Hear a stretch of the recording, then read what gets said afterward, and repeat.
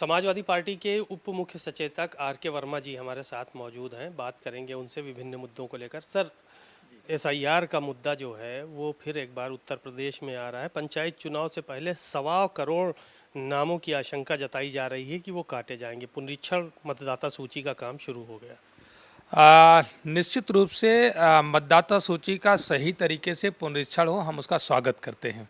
लेकिन जो बात आप कह रहे हैं, अगर ये बात सच है कि इतने फर्जी मतदाता हैं तो इतने फर्जी मतदाता बने कैसे? अब चुनाव आयोग इसकी जांच कराए और जांच कराने के बाद जहां जहां भी फर्जी मतदाता पाए जा रहे हैं, इसका मतलब है कि उनका पूरा का पूरा सिस्टम गलत तरीके से लोगों को मतदाता सूची में शामिल किया था। तो उन पर कार्रवाई करवाए, उन निर्वाचन अधिकारियों के खिलाफ एफआईआर करवाए। जब तक कोई एक प्रभावी कार्रवाई निर्वाचन आयोग के द्वारा नहीं की जाएगी, तब तक फर्जी मतदाता सूची में नाम शामिल होते रहेंगे और उस मतदाता सूची पर विश्वास नहीं किया जा सकेगा। इसलिए हमारा मानना है कि आप पुनरीक्षण करवाइए, लेकिन गलतियां पाए जाने पर जिम्मेदारों के खिलाफ एफआईआर करवाइए, उन्हें दंडित करिए। दूसरी जो सबसे बड़ी समस्या आती है कि जब एक बार मतदाता सूची जब सार्वजनिक की जाती है और पार्टियों को भी भेजा जाता है, हम लोगों के पास आती है, लेकिन जब चुनाव के दिन वोट पर जो मतदाता सूची जाती है तो बड़े पैमाने पर उसमें बहुत सारे वोट पर डिलीशन की मुहर लगी रहती है। तो इसका जिम्मेदार कौन है? अचानक कौन है, किसकी इतने बड़े पैमाने पर हर बूथ पर मौत हो जाती है? इसके लिए भी चुनाव आयोग को देखना पड़ेगा कि चाहे वो 2022 का विधानसभा के चुनाव में भी हमने देखा था कि ऐसे बड़े पैमाने पर एक एक बूथ पर 50-50 वोटों पर डिलीशन लगा था। तो चुनाव आयोग इसकी जांच कराए। जहां एक बूथ पर इतने बड़े पैमाने पर लोगों को अचानक नाम काटा गया था, एक आदमी 50 बूथ पर जो है 50 लोग एक बूथ पर इतने 2-4-6 दिन में, 10 दिन में, 15 दिन में, 1 महीने में वो एक्सपायर नहीं हो जाएंगे। तो निश्चित रूप से वह तंत्र का फेल्योर है, तंत्र का दुरुपयोग है। चुनाव आयोग इसका भी संज्ञान ले। और मैं तो एक बात और कहूँगा कि अगर अब निर्वाचन आयोग एसआईआर पंचायत चुनाव को लेकर करा ही रहा है तो विधिवत कराए और इसी सूची से विधानसभा चुनाव 2027 भी कराए और लोकसभा चुनाव 2029 भी चुनाव ये कराए। चूँकि भारतीय जनता पार्टी के ही लोग कई बार पूरे देश से जनमत मांग रहे हैं कि 1 नेशन 1 इलेक्शन की बात हो, तो हम तो कहते हैं कि ठीक है, आप कराओ, पहले 1 नेशन 1 मतदाता सूची पर आप बात कर लो, 1 नेशन 1 वोटर लिस्ट पर आप बात कर लो। तो निश्चित रूप से उससे आपका भी समय बचेगा और सबको सहूलियत भी होगी।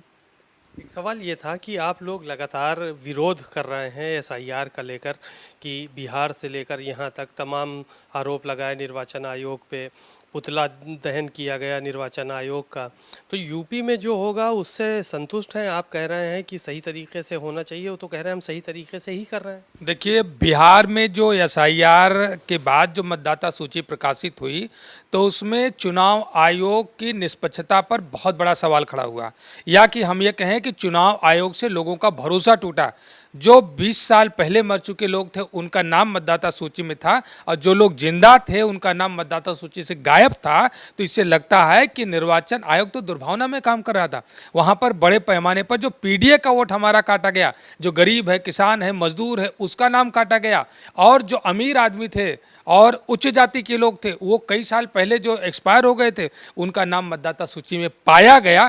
तो इससे चुनाव आयोग की निष्पक्षता पर सवाल खड़ा होता है और चुनाव आयोग को विश्वास हासिल करने के लिए कुछ अच्छा करना पड़ेगा।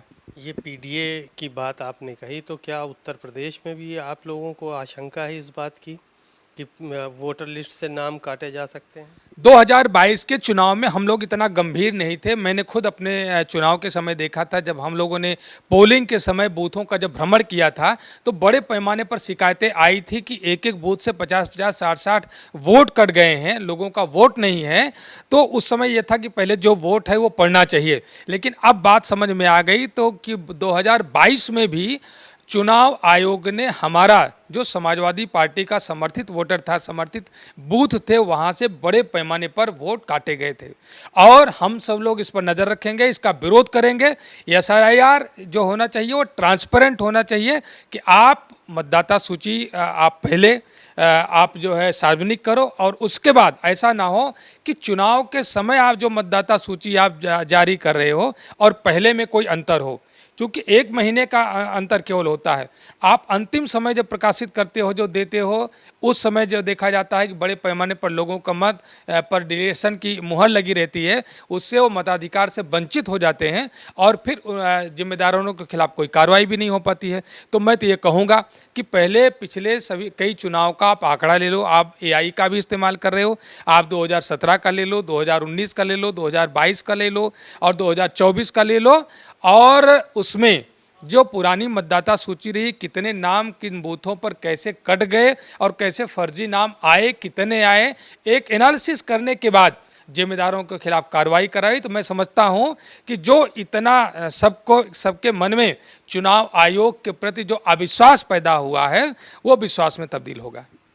संजय निषाद उत्तर प्रदेश सरकार में मंत्री हैं और गठबंधन के साथी हैं एनडीए के। उन्होंने नाराज़गी व्यक्त की थी कि गठबंधन तोड़ दें, कुछ नेता उनके खिलाफ साजिश कर रहे हैं भाजपा के। कल मुख्यमंत्री से मुलाकात की उन्होंने और कहा हमने अपनी बातों को वहां पर रखा है। घटक दल जितने भी हैं भारतीय जनता पार्टी की सरकार के, जब उनसे मुख्यमंत्री से मुलाकात नहीं होती, भेंट नहीं होती, उनकी बात नहीं सुनी जाती है, तो कुछ न कुछ इस तरीके की बात करते हैं। यह एक प्रेशर पॉलिटिक्स का घटक दलों का तरीका बन गया है कि जब उनकी बात नहीं कर रहे हैं तो चलो मीडिया के फोरम पर आकर के कुछ बात करो और उनके कान तक जाए, उसके बाद वो बुला करके उनकी बात को सुन ले, इसके अलावा और कुछ नहीं है। एक आखिरी सवाल और था, भारतीय जनता पार्टी के जो नेता हैं वो अब अपने कार्यकर्ताओं को घर घर भेजेंगे इस पुनरीक्षण के बाद कि जाएं और जाकर जो नए वोटर्स हैं उनको स्कीम के बारे में बताएं सरकार की, और साथ ही साथ भाजपा को वोट करें, भाजपा ने क्या काम किए हैं, उन सब चीज़ों को लेकर चर्चा होगी पंचायत चुनाव से। देखिए, भारतीय जनता पार्टी की सरकार में जो योजनाएं रही हैं वो भ्रष्टाचार की भेंट चढ़ी हैं। आप गांव में जाकर के देख लीजिए, हाईवे इन्होंने जो बनाए हैं सब भ्रष्टाचार की भेंट चढ़े हैं। गांव की सड़कें गड्ढे में तब्दील हैं। अभी मैं कल आ रहा था प्रयागराज से रायबरेली में आप हर 100 मीटर पर देखेंगे कि अभी पैचिंग हो गई। एक पहली बारिश में ही हाईवे का ये हाल है कि कितने बड़े पैमाने पर धन का दुरुपयोग हुआ है, भ्रष्टाचार हुआ है। उसका जो मॉनिटरिंग होनी चाहिए क्वालिटी की, उसकी मॉनिटरिंग सरकार के द्वारा नहीं की गई है और कमर टूट जाती है, बड़े बड़े गड्ढे पड़ गए हैं और हर 100 मीटर पर आपको पैचिंग मिलेगी। तो इससे आप समझ सकते हैं कि भारतीय जनता पार्टी की सरकार में जो योजनाएं हैं वो भ्रष्टाचार की भेंट चढ़ रही हैं। ये जनता को पता है। जनता के बीच में हर ग्राम पंचायत में जो जल जीवन मिशन से बन रही पाइप पेयजल परियोजनाएं हैं वो भ्रष्टाचार की भेंट चढ़ रही हैं। उनकी पाइपलाइन ध्वस्त हो गई है, पानी नहीं मिल रहा है। और गांव के संपर्क मार्ग के लिए सरकार ने जो पहले योजनाएं बनाई थी, जो पूर्ववर्ती सरकार समाजवादी पार्टी की सरकार के समय अंजुड़ी बसावट योजना थी कि 250 से तक की आबादी जो 2011 की जनगणना के अनुसार था उनको पक्के मार्ग से जोड़ने के लिए योजना बनी थी, उसको सरकार ने बंद कर दिया। कोई नई योजना अभी तक लेकर के नहीं आए हैं। गांव की सभी कच्चे मार्ग और जो किसी और मत से बने हुए, जैसे आरईएस विभाग से या विधायकों की क्षेत्र विकास निधि से या सांसद निधि से